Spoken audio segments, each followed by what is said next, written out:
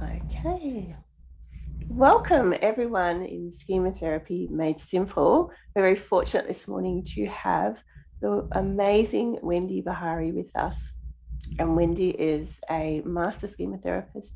She's the author of the best-selling book, Disarming the Narcissist. And narcissism is her area of expertise. She is a well-renowned teacher and creator of schema therapy learnings and teachings, and I'm just so thrilled to be able to be with her this morning in our group. Welcome, Wendy. Thank you, Nadine. What a really lovely introduction. Thank you. Hello to everyone out there who's watching and listening. And congratulations on your platform, which is growing constantly to some really impressive numbers. It's nice to be part of this group. Thank you. And before we get on with the questions, I did want to talk about how wonderful I found your approach to narcissism. Many people would know that out there in social media, what's happened is that narcissism has been taken on very popularly. But what we see a lot of on platforms such as Instagram is narcissists are evil, they can't change, just block them out of your life. And your approach is more about that a percentage of narcissists can actually heal and improve their life and relationships, but also there are ways in which those of us who have narcissists in our life can find ways to be in relationship. So thank you for that, Wendy, as I think a lot of therapists in particular are frightened of working with narcissistic clients as well. And your way provides us an empathic yet structured way of approaching these types of people. Thank you. I appreciate that. It's sometimes working like a little island in the middle of this giant ocean of people. Run, get out as fast as you can, get away from them, Yeah. and I try to say, look, they can hurt you. They will hurt you. They can be offensive and off-putting, but Mm. at the end of the day, they are wounded people. And sometimes we have no choice but to find ways to put up with them and deal with them as effectively as possible in our lives because they're in our lives. Other times we have the privileges of setting limits and finding a little more freedom from them if we need to escape. And then there are those who just really want to try to make it work, and they may have the ingredients to make that happen. Yeah, I think that's really lovely.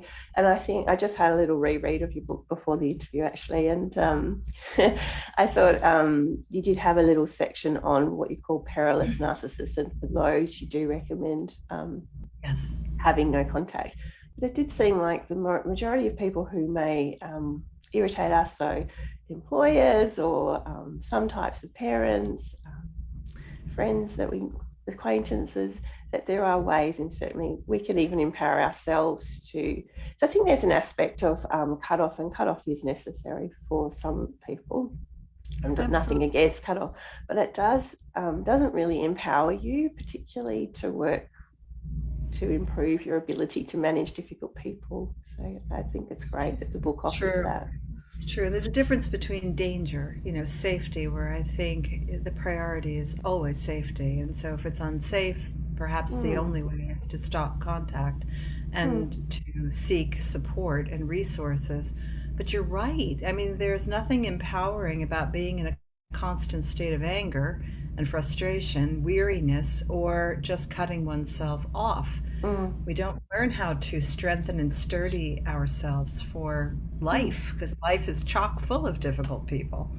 Yeah, that's right. And I think certainly as therapists, there's a lot of if someone displays overt narcissism in the rooms, like get rid of this one because I can't handle them, but then they don't develop that capacity to deal Right. with bully attack modes or self-aggrandizing modes in the Yes. room, and that's also not encouraging development. So Yeah. yeah. Yeah. All right. Are you happy to move on to the questions, Wendy? I am delighted to move on to the questions, and thank you to everyone who submitted questions for today. I think they were amazed to have the opportunity. So here we're going to begin with a question from April, and April asks, why do you enjoy working with narcissists so much? It's a two-part question, but I'll go with that bit first because I think a lot of people are like, why would anyone make that their specialty? April's asking the question that a lot of people, she asks it very nicely. Some people say, "What's wrong with you, Wendy? Are you some kind of a masochist? Why would you want to work with narcissists?"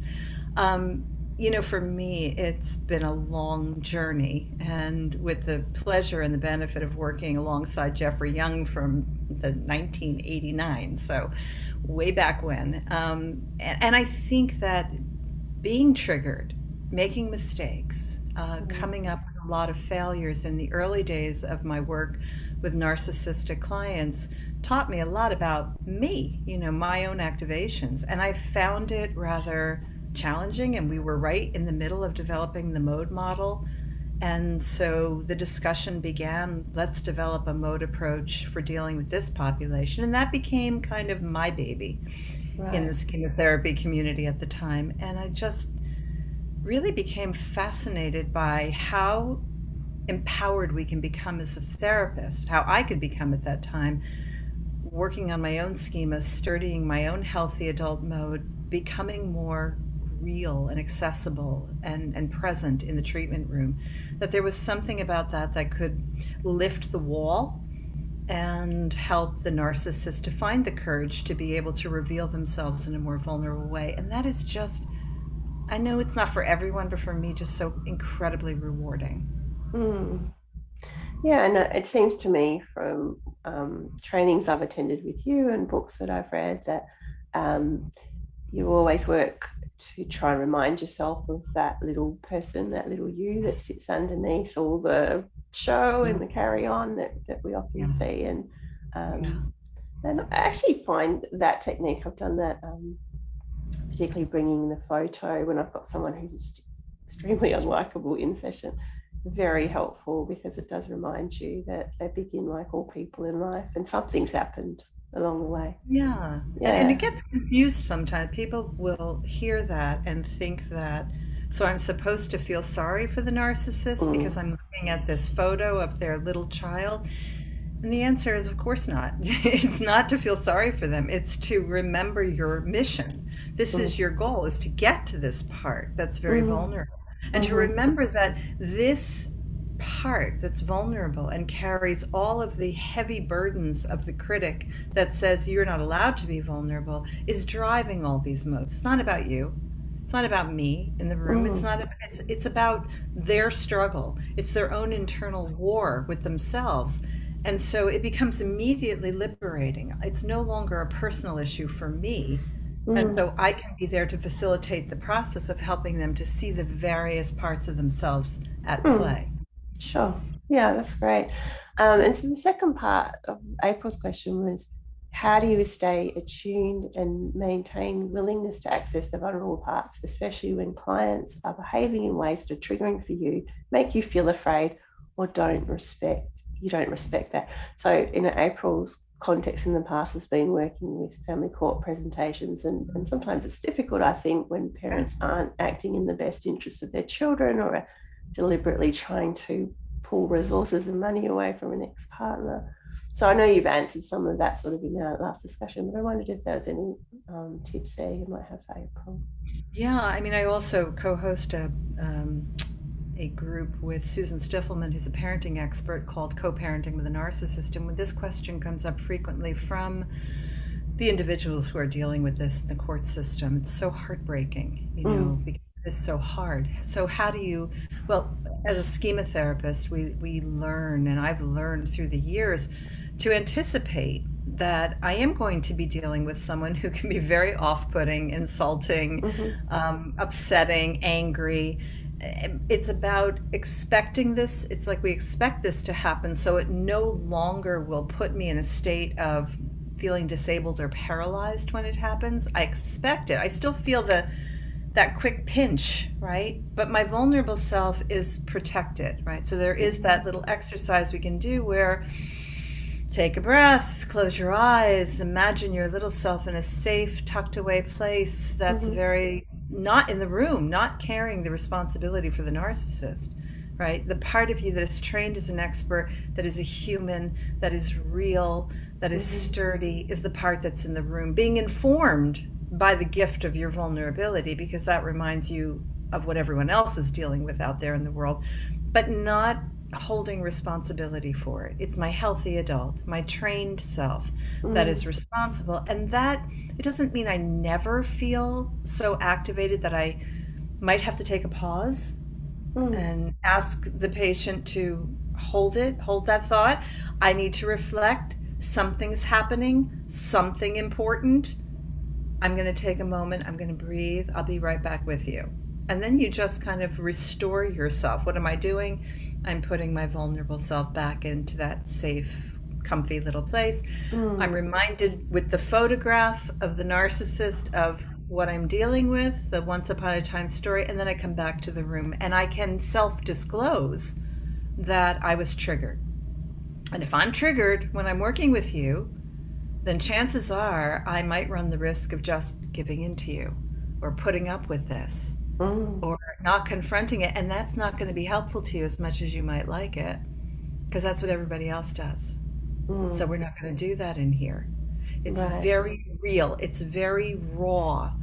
It's what they need. It's not a punishment, it's not a power play. It's just what they need. And so Hmm.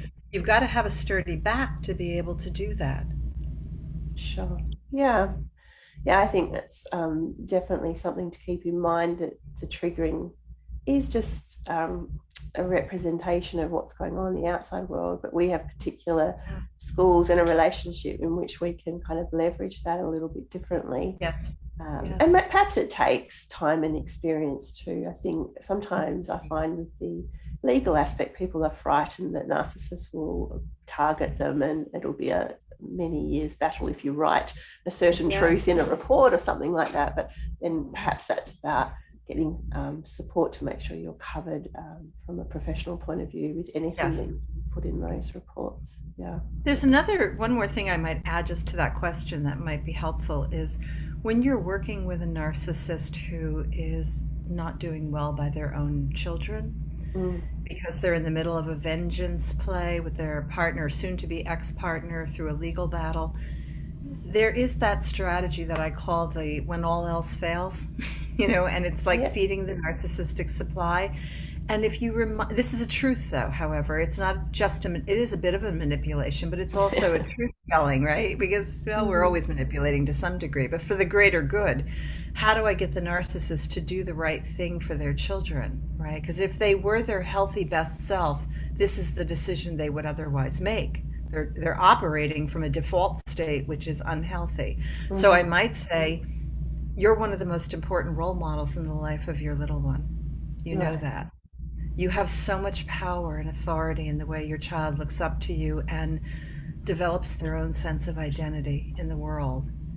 And I know you've probably already thought about this, so I may be preaching to the choir, but it's just going to take a whole lot of stepping back and making room so that your child can feel that sense of, protection and safety from you and that sense of balance and not being Mm-hmm. caught in the middle of the chaos. And I'm sure you've already thought about this because you're such a smart guy.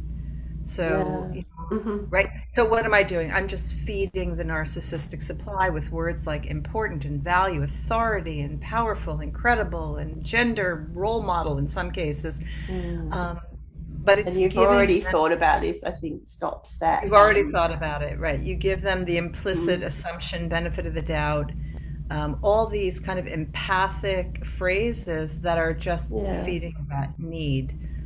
Um, It also Sometimes doesn't mean all they the have to time. defend against you either, as I'm Right, not stupid, because yes, I've right, already thought about it. exactly. And they Yeah. don't have to challenge it and say, "So you're telling Yeah. me I should just give in?" Because you're Mm. telling them, "Of course you've already thought about this, right? That Mm. this would be the wisest thing to do." Yes. So you're Yeah. giving them the benefit of your wisdom as if it's their own. Mm. Mm. Great. And we'll move on to Angelica's Yeah, question now. yeah. So Angelica was also triggered a lot by narcissists. Mm. She feels disrespected when they are in a self-aggrandize or bully attack mode.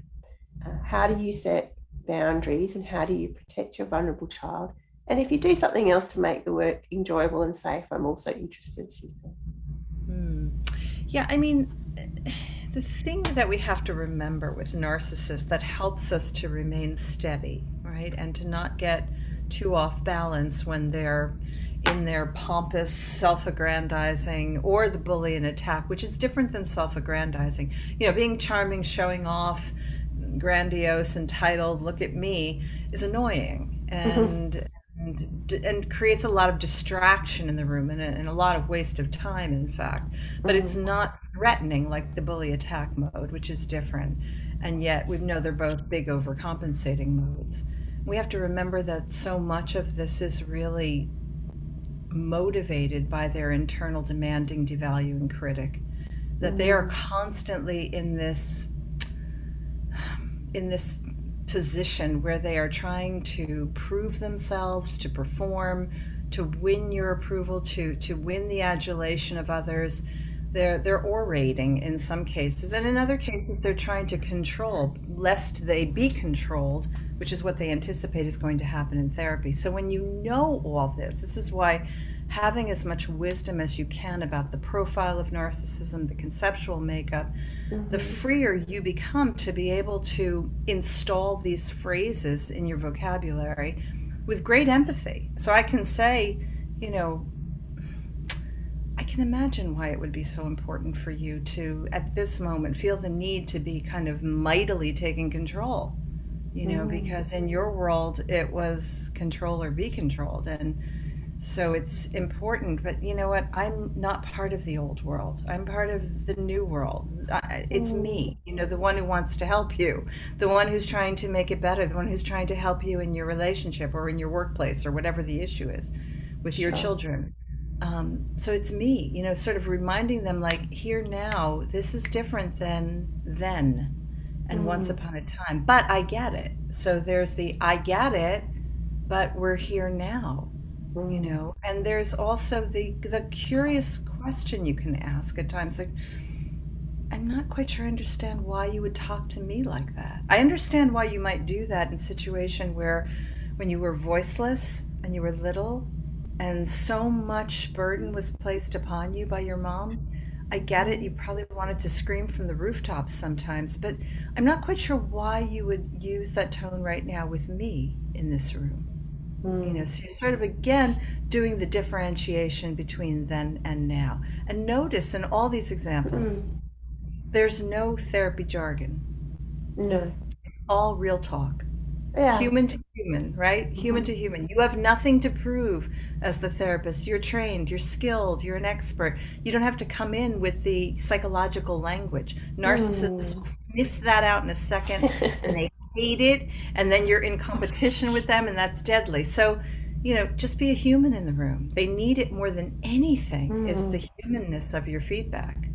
Yeah, and I think the example that you gave them is just a lovely example of that sturdiness too. It's sturdy, it's real, it's calling out in a very gentle way what is happening, and that you're not really going to play along with this. So you can see it, you know why it's happening, but it's not helpful, so we're not going to keep doing that. And I always use that. I think it comes from emotion-focused therapy, but that idea of the dance steps. And I think as a therapist, we can be one of the person that says, no, I'm not doing the dance. You're doing this. You expect me to do that dance. But I think it's right. Yes. Do you think there's schemas in some therapists that make working with narcissists a lot more triggering, that perhaps if they healed those schemas or worked on them a bit, it would make it a bit easier to be sturdy? Absolutely. I mean, I think that therapists who have subjugation schemas, this is so hard because you feel yourself being kind of swallowed up and controlled. If you have abandonment issues, you may be too preoccupied with losing the patient, and so you bypass holding them accountable, setting limits when you need to, confronting their behaviors. If you have mistrust abuse, it just may feel untenable, when the narcissist is loud or cynical or critical or bullying. It's just too hard. It may hit that trauma zone that's just too painful. Yeah. If you're self-sacrificing, you end up feeling guilty when you set limits, and so you end up giving in because you've got that tendency to go to guilt, and then you feel resentful because you gave in. So you're dealing with the swings of a self-sacrifice schema. And of course, Yeah. defectiveness. So many therapists who work with narcissists will feel this sort of personal sense of, I'm not good enough, failure, I'm not measuring up, other people could do it Mm. better. Right? These are kind of classic schemas. Yeah. Yeah, I think because I can see the bully attack mode would upset probably a lot of people Sure. just because it feels very threatening. But I was just wondering with that part of the question, I know a lot of therapists feel this way. So perhaps Yeah. for those of us who are working in contexts where we're going to experience clients like this, and I think sometimes you don't know that you have a narcissist on your hands. That's been my experience anyway. Well, perhaps not a total, but someone with very strong traits, and then something will trigger in the session or in their life, and then you do need to deal with it anyway. So it's not something you can Absolutely. exclude from your career just by saying, I don't do No, it's narcissists. not. And once you know it, you can practice. I always say practice with a friend, practice with a colleague, practice, yelling at each other and feeling the power of how that triggers you and working to manage your nervous system and calm and soothe your body and feel that energy coming in and taking that moment. We forget that we have rights too, and we forget that in the treatment room, as a human, I have rights too, and I can say, hey, hey, hey, hey, hey, hello, I have rights in here too. You can't do that. What, I can't get angry? You are totally entitled to feel your anger and frustration. You cannot become your anger and frustration because that's too threatening. That's distracting. I want to push myself away from you and then I can't take care of you. So, no, you can't do that, right? Now, that's not a punishment. Again, that's meeting a need for frustration tolerance. It's meeting a need for them to learn how to be uncomfortable, something they often don't know anything about because they get Yeah. entitled, they get impulsive, and they act out. Right. Right? And so I think that's a beautiful example of a boundary that's in the limited reparenting frame rather than a consequence. So in other models Yes. of therapy, you might be like, that's it, leave the room, don't do that. And if you want to stay in therapy with me, no more of that, and it doesn't really highlight what's Yeah, happening in the relationship. And exactly. yeah, so You it's can send beautiful. them out of the room, and I've done that, but Mm, you do it again in a limited reparenting stance. I will tell them, please come back. Take a little walk, mm, catch your breath, get some water, breathe, and come back. There's something incredibly important that's mm, happening inside of you.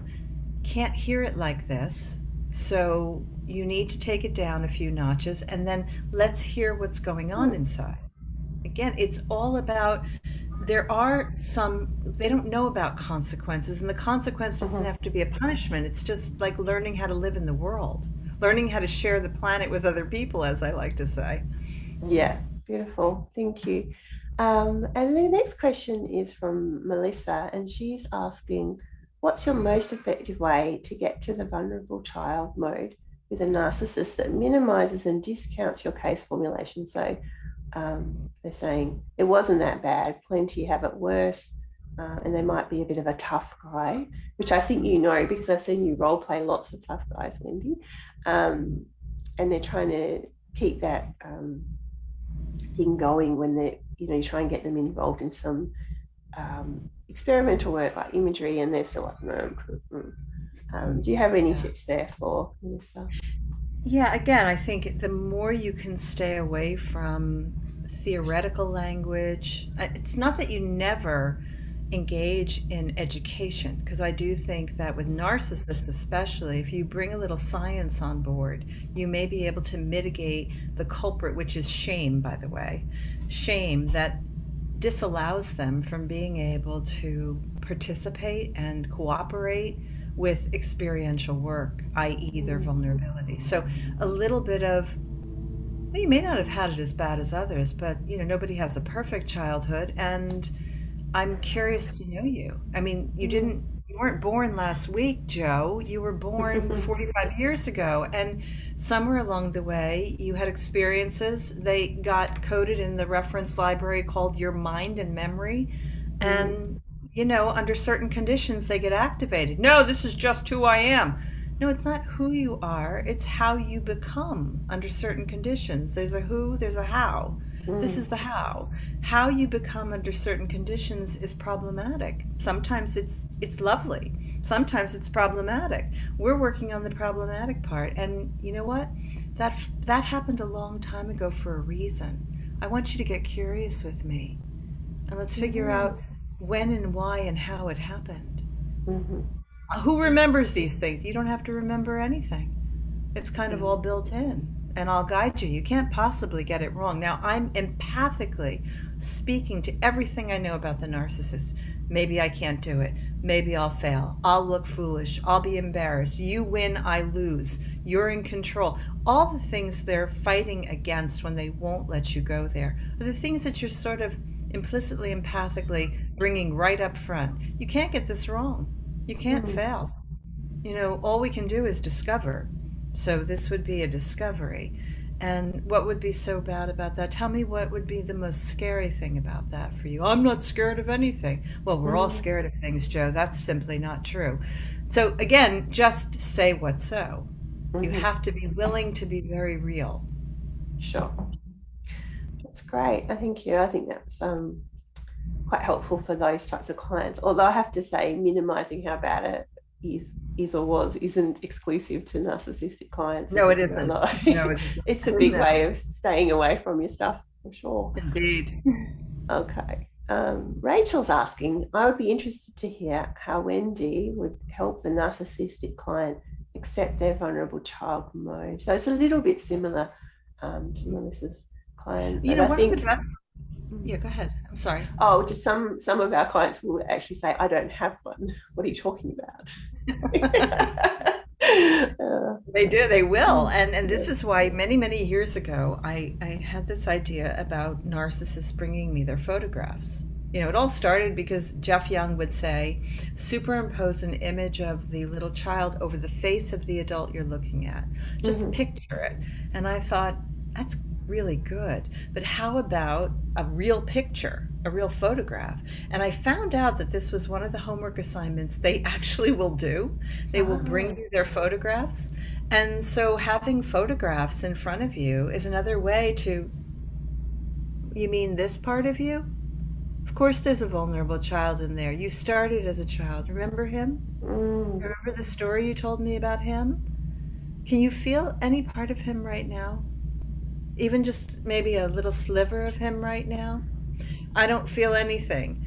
Well, when I look at him, I imagine that he might be feeling. So you can animate what you imagine he might be Mm. feeling given the current scenario, right? He Mm. might be feeling that sense of nobody appreciates me. Mm. I try so hard. I try to get everything right. It's never quite good enough.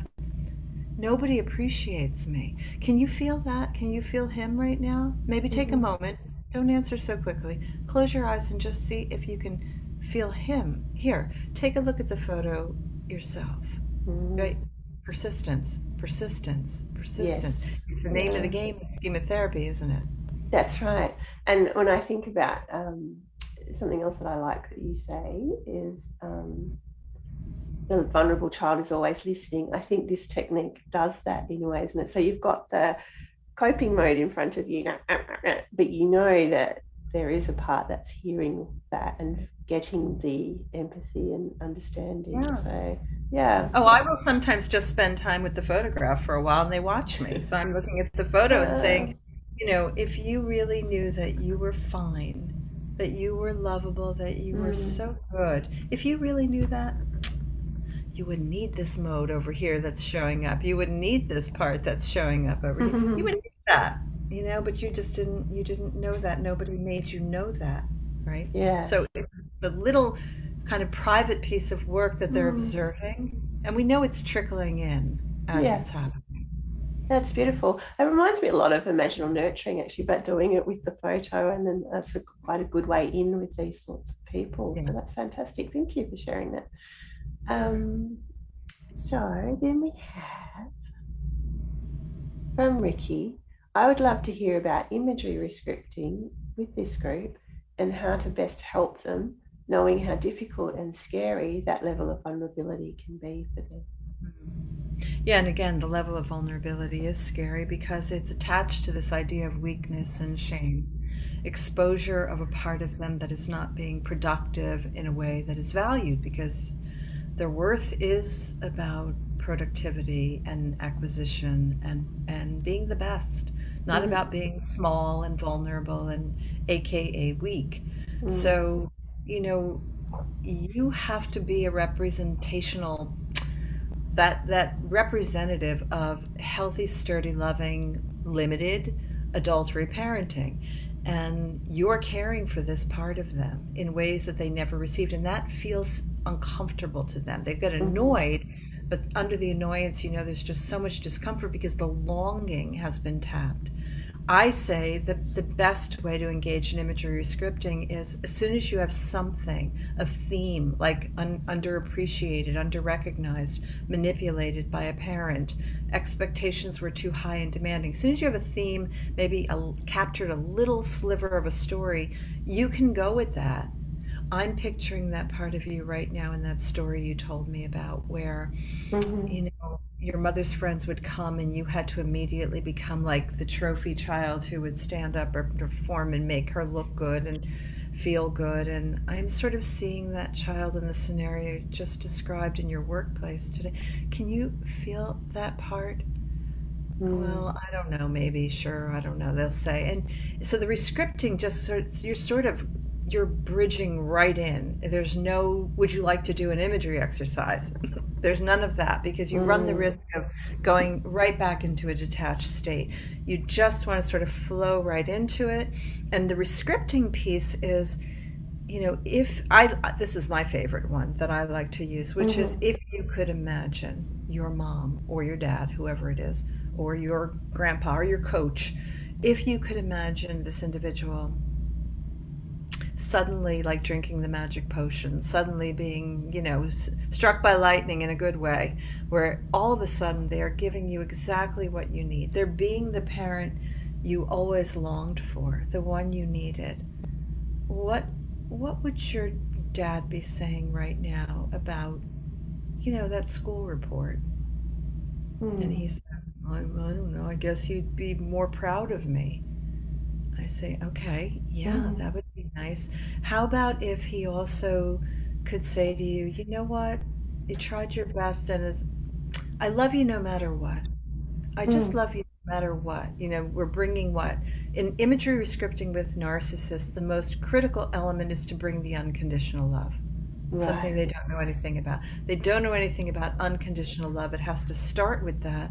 And then it goes to, choices, consequences, frustration tolerance, discomfort tolerance, waiting your turn, things of that sort. Becoming Mm, an ordinary person. But you can't become an mhm, ordinary human until you know that you're able to absorb that feeling of unconditional love. So it's really practicing in the rescripting, helping them to begin to soak up the idea that they could be loved without having to prove anything. mm. Yeah, I think that's so important for this client group, but I think many of our clients need that, don't they? I mean, they may not be displaying it through narcissism or being special, but Right. certainly I think the core of a lot of our work is you're valuable just because you exist. You're not Exactly. what you do or Exactly. yeah, how you look, whatever the issue is that's And presenting. I love that you keep reminding us of that, Nadine, that this is not limited to a narcissism population. Mm-mm. I think it becomes really like a highlight of working with narcissists because of that missing need, but it also applies to others. And we also have to remember that even narcissism itself happens along a spectrum. So, many of our patients are not like just working, they're not happening in a box. Their Mm. lives and their traits and their experiences and how it shows up in a profile happens along a spectrum. Mm-hmm. Yeah, beautiful. So I've got a final question, but if there's anyone watching who would like to put a question in the comments, please feel free to do that, and I'll try and catch that as we go along and ask Yeah, Wendy sure. before we finish up for the day.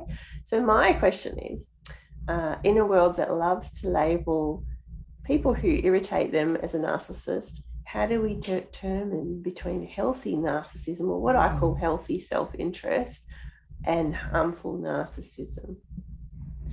I love this question. I love this question because when people hear the term healthy narcissism, they think, oxymoron, or, this is a Mm, contradiction of terms. How can you put that together? And yet, when you have a healthy amount of, I don't know about you, but I have certainly found myself at times with partners of narcissists who are mm. the egoists or the super self sacrificers, saying to them, I wish I could just inject you with a little bit of narcissism, just a little bit of narcissism to counteract your super self sacrificing schema. Because I think when you have healthy narcissism, you have, you know, you're special, not in a way. I mean, let's face it, the narcissist does not know they're special. They are reacting to this Mm, feeling of defectiveness, shame, and inadequacy. So it's this overcompensatory behavior in reaction to this really insecure part of them underneath. But when you actually know that you are lovable and you are special, your ambitions can fly. You can take in love from another mhm. joyfully. You don't have to prove anything to have that. You might, at a stronger degree of healthy narcissism, be someone who is stepping on other people's toes to get the job done, but it's usually for the greater good. It's Yeah, not to prove my point. It's not pathologically driven, meaning this is the only way that I can have value is to knock you down. sure.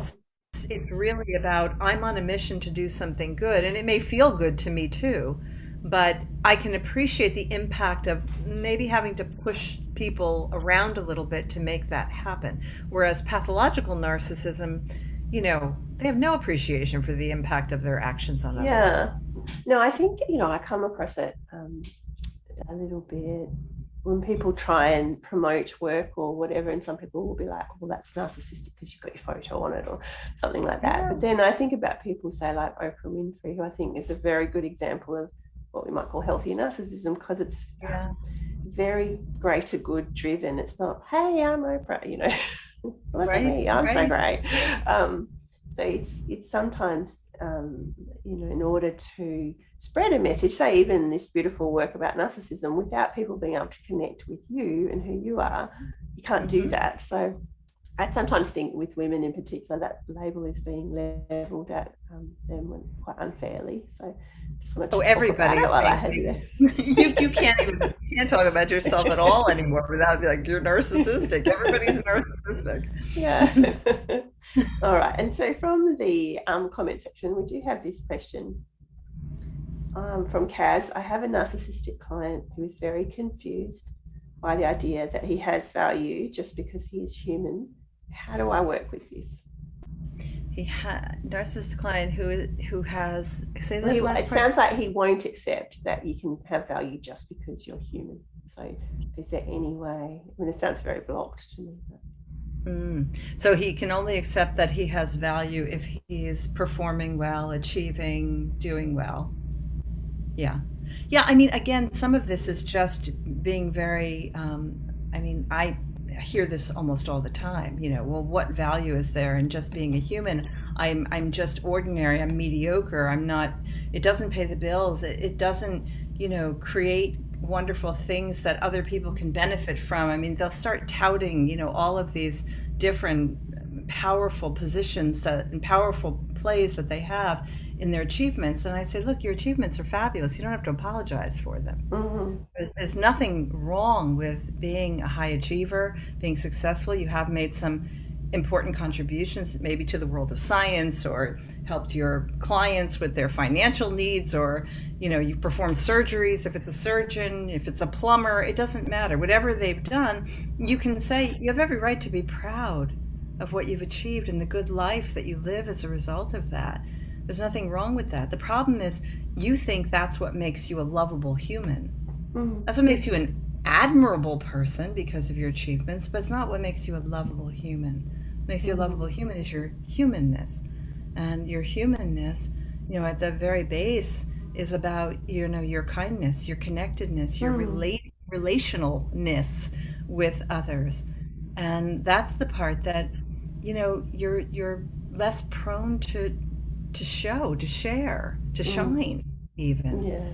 Yeah. So it's really it's a sometimes I think, Nadine, it comes down to, and Kaz was it who shared this? Yes. Yeah. Thank you for sharing that. I think it comes down to us being quite insistent. It's like a parent, when you just believe your parent. A good parent says to you, honey, it's going to be okay. They don't know that it's going to be okay. But you just believe it because it's your Mm. parent and you need them. And that's the kind of bond we have to create with the narcissist, enough where I can look them in the eye and say, that's not what makes you lovable. This is what makes you. I don't care Mm. about being lovable. Of course you do. We all care about being lovable. Yes, you do, Yeah, right? yeah, yeah. And I think in the culture that we live in, it is very achievement, and I can't kind of Yes. call it the tick box to be worthy in my practice.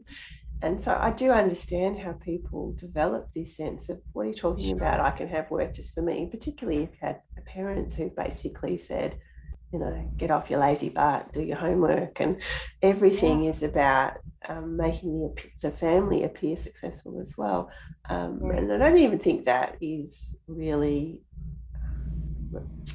this sort of presentation that Kat's talking about can appear in non-narcissists as well, where they just have never received the message that they're okay and they have worth just for who they are. So Yes. yeah, And it's it's never quite lovely. enough. So the demands are always there. The demands are great and they're Mm, kind of unrelenting. And that's when I say, mm, let's look at the function of that mode. Let's see what the point mm, is.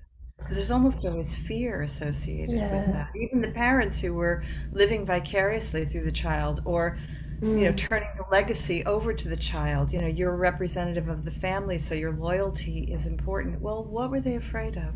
If you mm, went astray, what were they afraid of if you became just an average guy, who was not super successful? What would the mm. fear be around that, you know? Yeah, yeah, for sure. Thank you so much. And Patricia has asked, where is it? Could healthy narcissism be equivalent to the healthy adult mode? Well, I think it can be. I mean, I think, certainly having a health, if it's a healthy narcissism that's equated with a healthy sense of self, again, like I said, Mm. you know that you're good with nothing to prove. You have nothing. I'm hearing some voices coming. Sorry, yes. That's okay. When I got the comment, the sound on my iPad started, so I'm trying to talk desperately, but it won't. Maybe I'll just I turn my thought I thought face off. somebody was talking to me, so I just No. Um, yeah, no, I think it can be. I think, that the healthy adult is composed of a kind of, and we have access to our reason, our learning, our wisdom center, our knowledge. We can differentiate fact from fiction. We can look at things more accurately. We have access to our nurturing, loving side, but we also have access to that sense of security, not perfectly, but that sense that I'm okay, Mm, right? I'm mm. good. I'm okay. And so I think aspects of healthy narcissism are found in the healthy adult as well. Yes, it's almost like a skill of the healthy adult, isn't it? That I can pursue this self interest at times, Yes. um, Yes. and that's something I need to do Yes. rather than it. No, so I'm just wondering, I just want to check there's no more questions, but I don't want to activate the sound on this either. So Liz has asked, how much better can we expect narcissistic clients to become after a couple of years of therapy? Mm. I think this is the answer that most people don't like to hear. It depends. I mean, I think that you can expect after a couple of years that your leverage has now transferred from whatever it was that brought them in to the therapy relationship. So the bond with you Mhm. has become the leverage that has helped them to continue to remain in therapy. That's what we want.